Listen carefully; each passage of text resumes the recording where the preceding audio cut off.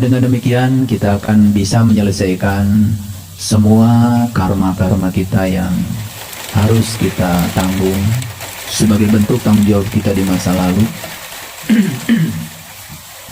Karena ketika kita sudah bisa menyelesaikan semua utang-utang masa lalu kita, tentu saja perjalanan kita ke depan menjadi sangat ringan. Jadi kalau hari ini ada yang sedih di ruangan ini, berarti kalian sedang hidup di masa lalu.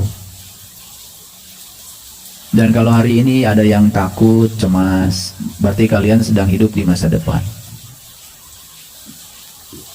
Karena sesungguhnya siapapun yang hadir di sini saat ini sekarang tidak akan sedih, tidak akan cemas. Pasti akan merasakan kedamaian yang luar biasa. Karena masa depan dan masa lalu itu sebetulnya adalah masalah psikologis. Maka sering disebut dengan waktu psikologis. Itu adalah rekaan dari pikiran kita sendiri. Kita tidak akan pernah bisa hidup di masa lalu, dan kita pun tidak akan pernah bisa mengubah masa depan, karena masa depan itu belum terjadi. Bahkan masa depan itu tidak ada. Yang nyata sekarang di hadapan kita adalah saat ini, sekarang. Oleh karena itu yang disebut dengan sadar itu hadir di sini saat ini sepenuhnya. Sadarilah kita sekarang sedang duduk, sadarilah kita sedang mendengar, sadari kita sedang melihat, sadari sekarang kita sedang bernafas. Sadari aja itu. Pikiran kita akan menjadi damai. Karena kita itu sering sekali membiarkan pikiran itu menarik-narik ke masa depan. Sedang sarapan pagi pun, ya, kita tidak sedang makan nasi, tidak sedang makan roti, kita sedang makan rencana-rencana kita. Karena tepat saat kita sedang makan, pikiran sudah berjalan ke kantor, pikiran sudah berjalan kemana. Itulah yang sering kita tidak sadari. Mari kita hadir di sini, saat ini, sekarang. Sadari semua hal yang sedang terjadi di depan mata kita. Karena itulah sumber kebahagiaan kita. Para sahabat, di depan ini saya sudah menampilkan satu ayat sebagai pembuka untuk kajian kita hari ini. Bisa dilihat ya dari belakang. Ini Quran surat Al-Ankabut surat ke-29 ayat 43. A'udzubillahi minasyaitonirrajim. Bismillahirrahmanirrahim. Wa tilkal amsalu nadribuha linnas wa ma ya'qiluha illal alimun.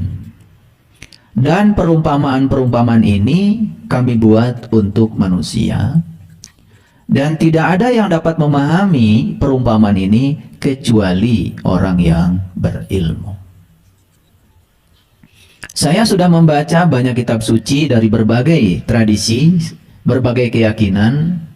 Ternyata hampir semua kitab suci isinya itu adalah perumpamaan. Bahkan di sana banyak sekali kode-kode rahasia yang harus dipecahkan. Di keseharian kita, bahwa segala hal yang berharga ternyata hanya bisa diakses oleh orang-orang tertentu, dan untuk mengaksesnya kita harus pakai kode rahasia yang disebut dengan PIN. Betul? Jadi ternyata ilmu juga seperti itu.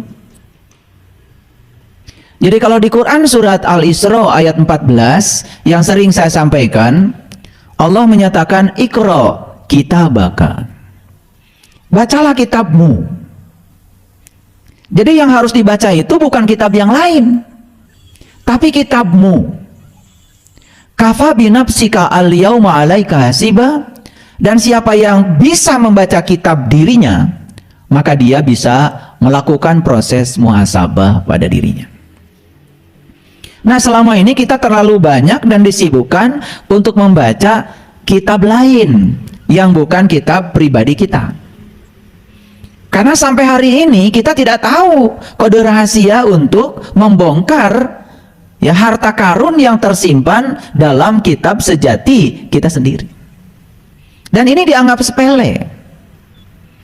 Banyak sekali bahasa-bahasa siloka dari leluhur kita, tanda-tanda yang diwariskan kepada kita, karena ternyata leluhur kita juga berbicara kepada kita menggunakan bahasa siloka, menggunakan bahasa amsal, menggunakan bahasa perumpamaan.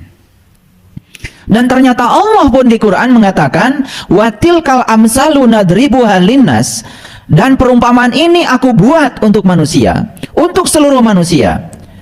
Wa may yaqiluha illal alimun, dan tidak ada yang akan memahami perumpamaan ini kecuali orang yang berilmu. Nah, kita selama ini mengartikan orang yang berilmu adalah orang yang banyak knowledge-nya, yang banyak hafalannya.